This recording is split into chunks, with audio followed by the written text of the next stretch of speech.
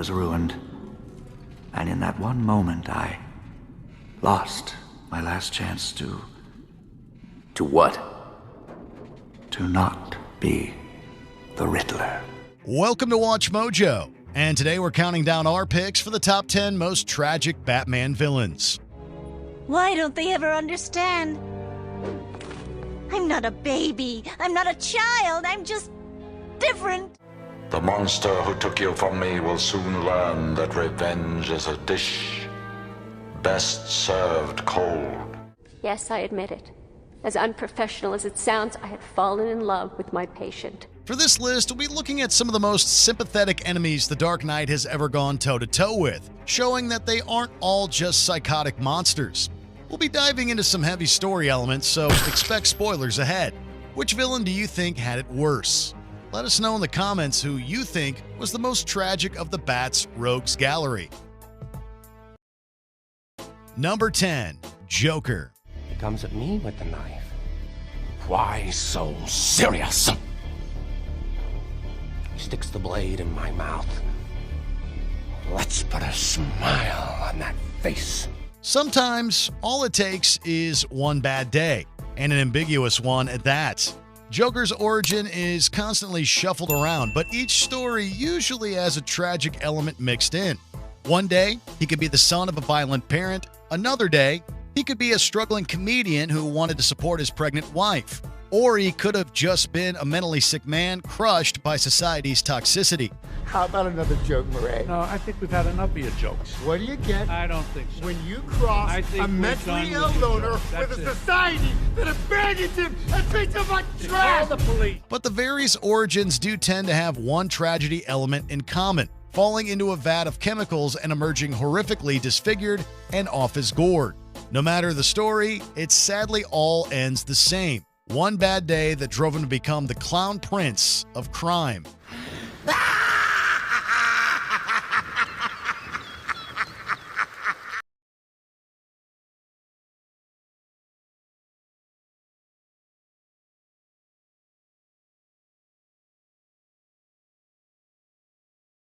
Number 9. Dr. Robert Kirkland Kirk Langstrom, aka Man-Bat. In this variation on the famous Jekyll and Hyde story, Dr. Kirk Langstrom experimented with bat DNA in the hopes of being able to cure hearing problems. So what we've done is merge the DNA of Desmodus rotundus, the vampire bat, into the human chain. This breakthrough will prevent and cure deafness in all humanity. However, when he tested it on himself, something went horribly wrong, and he ended up transforming into the monstrous Man-Bat.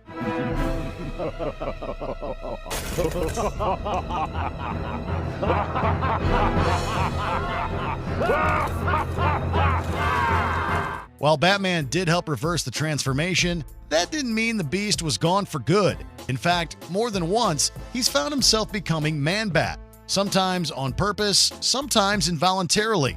There are times when Kirk can control the beast and can act as Batman's ally, but who knows how long this will last before the mental tug-of-war is over and Kirk loses himself forever. Can't be. I didn't. What have I done? The serum, it changed you. You lost control. What have I done? What have I done? What have I done? Number 8. Oswald Chesterfield Cobblepot, aka Penguin. We all know the Penguin is a refined crime boss with an arsenal of weaponized umbrellas and a face not even a mother could love.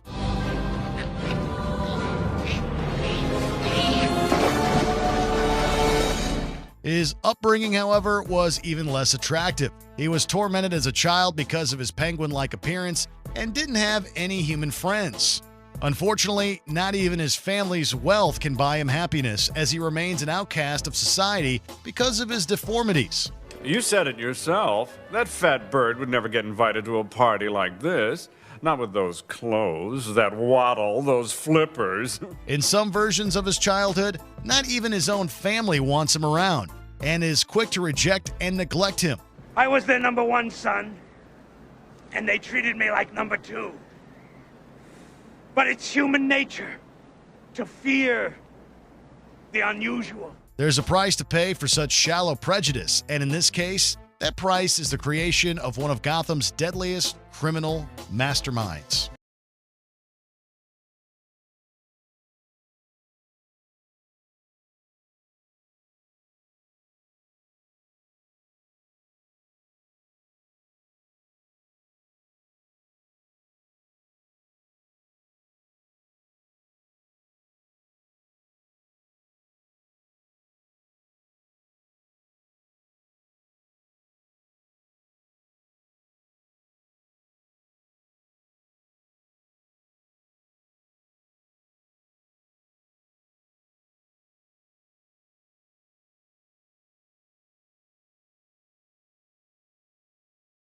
Number 7, Mary Doll, aka Baby Doll. Introduced in Batman the Animated Series, Mary Doll was once the adorable scamp Baby Doll in a long-forgotten sitcom. Don't let her childish appearance fool you. She's actually in her 30s. Yeah, you were Baby Doll. You got that disease. It's a condition, not a disease. I don't grow. Born with a condition that keeps her from aging, her career took a nosedive when she left the show and couldn't find other long-lasting acting jobs. She finally snapped and abducted her former co-stars in a desperate attempt at finally having a happy life and a family that loves her. Brian? Tammy, she got you too. Is this some sort of bad joke? What are we doing on the old set and in these clothes? Welcome home, Sister Susie. I missed you so. Unfortunately, reality is a cruel eye-opener. Mary's life can never be normal thanks to her condition and history, and her hopes of finding true happiness and love are nothing more than a heartbroken fantasy. But it's not really real, is it? Just made up and pretend like my family and my life and everything else. Why couldn't you just let me make believe?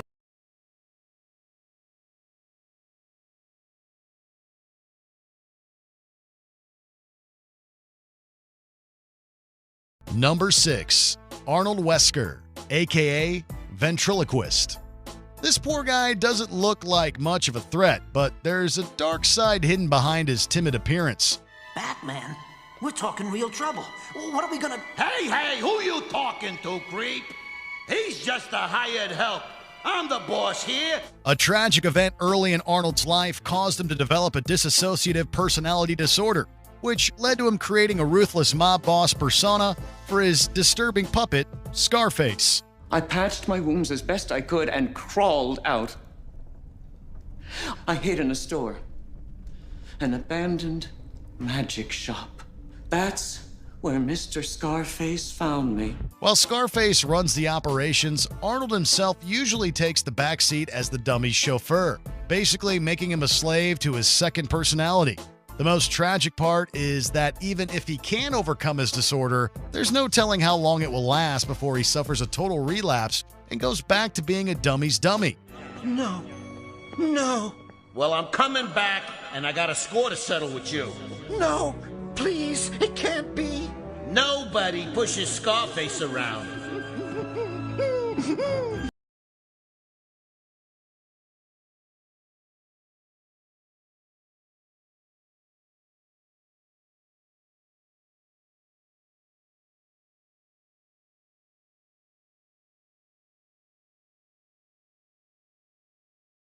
Number 5, Basil Karlo, aka Clayface.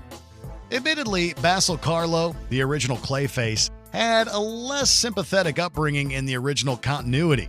He was first just a vengeful actor who was good with makeup, and then retconned into a petty actor who borrowed samples from his monstrous counterparts to become the ultimate shape-shifting monstrosity. Amazing. The octopod DNA we introduced provides exactly the effect I was looking for. His more modern backstories bring a more tragic tale to tell. A struggling actor who relied on a toxic substance to save his dying career only to end up mutated into the metaphoric criminal abomination we know him as today. That's cinema auteur Tim Burton. If I deliver a siren song for the ages, it could be my big break. So you weren't singing this song out of love? I was, out of love for acting work.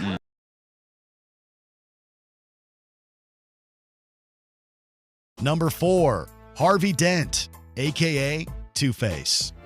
As your district attorney, I would like to commend Commissioner Gordon and his men for their fine work. Harvey Dent was once Gotham's most promising district attorney, dedicated to the goal of making the city safe again. Tragically, a horrible accident left him hideously scarred on one half of his face. Harvey, what happened?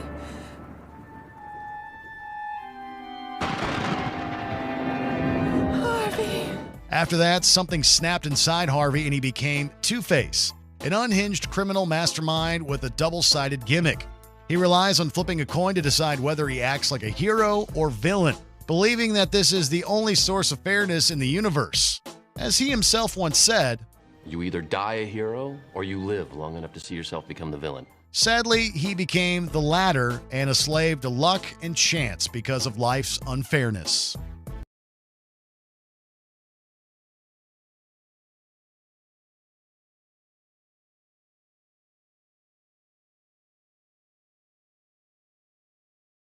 Number 3, Harleen Quinzel, a.k.a. Harley Quinn. She's undeniably the best breakout character from Batman the Animated Series and also one of the most heartbreaking. Harleen Quinzel was once a psychiatrist with a promising career, but all that changed the minute she met the Joker. Taken in by his charisma and web of lies, she fell head over heels in love with him and became his new henchwench, Harley Quinn. Knock, knock, Puddin'. Say hello to your new, improved Harley Quinn. Unfortunately, despite her devotion to the clown prince of crime, he treats her like garbage and physically and emotionally mistreats her on an almost daily basis. Thankfully, recent stories have shown her stepping out of Joker's shadow and even starting a relationship with Poison Ivy, who, ironically, is a lot less toxic than Joker. I love you, Ive. I love you too, Harley.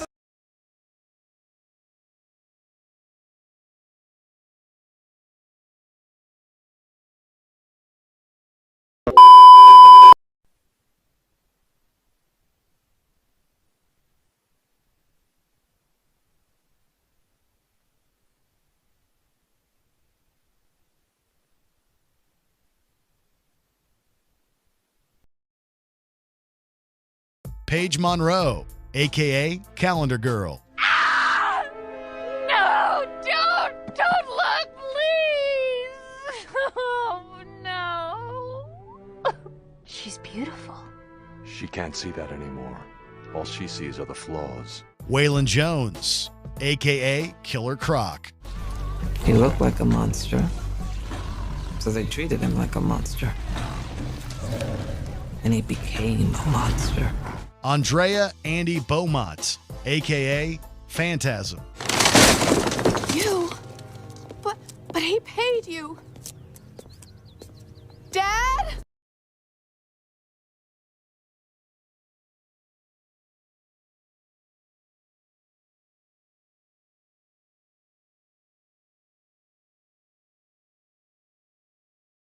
Number 1, Victor Freeze, a.k.a. Mr. Freeze.